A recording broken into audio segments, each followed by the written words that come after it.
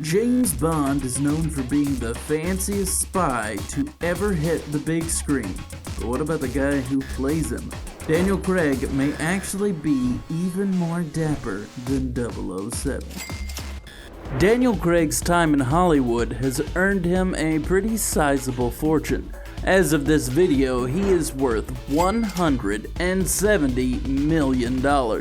Though as you'll see, he's probably earned another few million by the end of this sentence. Seriously, this man knows how to get paid. So as one of the highest paid actors in Hollywood, he can obviously buy whatever home he wants. Weirdly enough, apparently what he wants is a massively expensive fixer-upper in Brooklyn. Seriously, this man apparently spent $6.75 million on a Cobble Hill brownstone that was heavily damaged in a fire in 2016.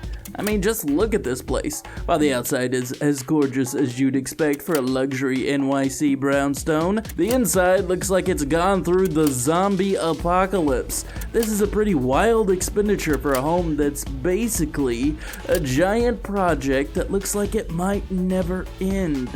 I'm sure he's hiding how cool this home is now that he's redecorated, but he really made a mistake by not starring in his own Netflix series about how he and Rachel Weisz flipped this brownstone and made it gorgeous. Tell me you wouldn't watch that. It could have paid for itself. James Bond is known for having an awesome car collection, each with its own gadgets. Well, like Bond, Craig has a car collection consisting of several high-profile Aston Martins from his time as 007. For starters, he's got an Aston Martin DBS, you know, the famous one he rode around in during his first outing, Casino Royale. This car is worth over $300,000, but Craig didn't have to pay that. Evidently, this car was given to him as a gift. That's not as cool as winning it at the poker table, but it's still something. He is also a steward of the most famous Bond car of all time.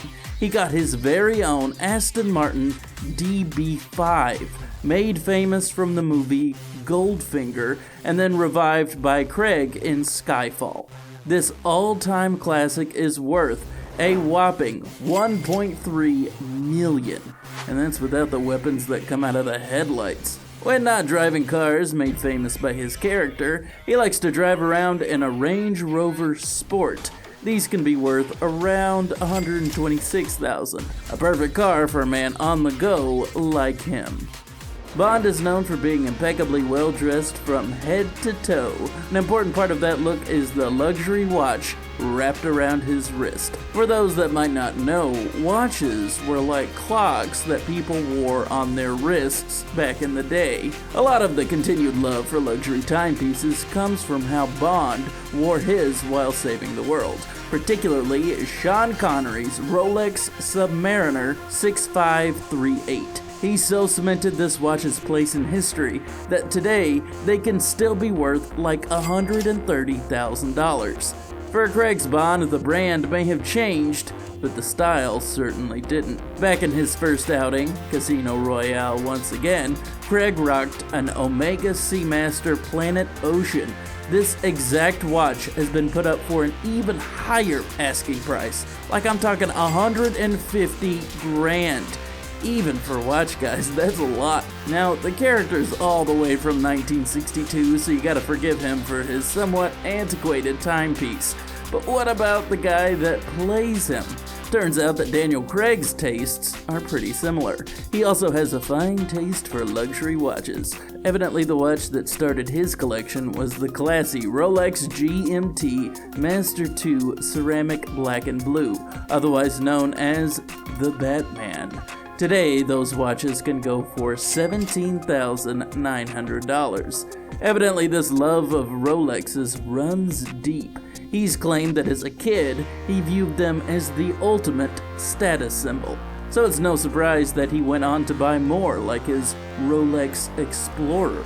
They tend to go for around $12,000. His most impressive piece is worth a small fortune. That would be his vintage Paul Newman Rolex Daytona reference 6263. This baby is likely worth about as much as most of his other watches combined. they can run upwards of $100,000 at auction. He's also got the likes of a $5,000 Vulcan Cricket and a square-shaped Hewer, also worth a cool $5,000.